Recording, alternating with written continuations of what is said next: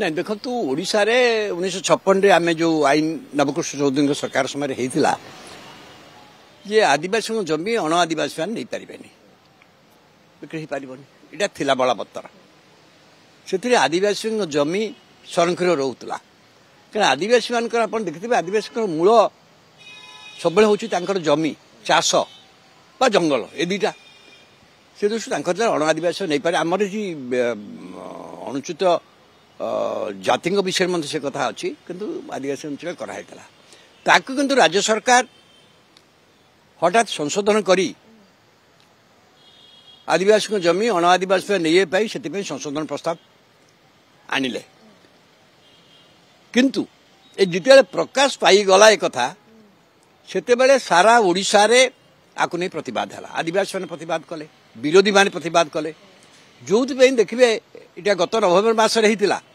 किंतु विधानसभा यहाँ को आने को साहस कले कारण विधानसभा तीव्र विरोध तापर सरकार कहले आम उपदेष्टा कमिटी आदिवासी उपदेष्टा कमिटी सुपारिश क्रमे नहींचु कि उपदेष्टा कमिटी जो सदस्य कहले उपदेष्टा कमिटी कथा कहीं पड़नी तापर मु सरकार कहले सुधा माराणी कहले जे स्थगित रहा बोली एटा उपदेष्टा कमिटी आउ थे पठाଯିब किंतु आ भितर निर्वाचन आसूची एवं निर्वाचन जानते ओडिशा रे आदिवासी माने बहुत गुरुत्वपूर्ण भूमिका आदिवासी मान अच्छी 23 भाग लोक होती ओडिशा आदिवासी और आदिवासी जो आशंका सृष्टि होता से दूर करने दरकार था आपड़ देखते गत खाली एति नुहे काली आदिवासी में गुड़िया प्रस्ताव कैबिनेट गृहीत होती आदिवासी खुशी कर कारण आदिवासी मैंने चाहिए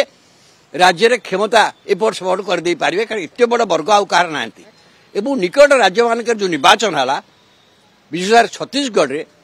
आदिवासी मान भितर बहु संख्यार आदिवासी बीजेपी आड़ को शिफ्ट कले विशेष भाव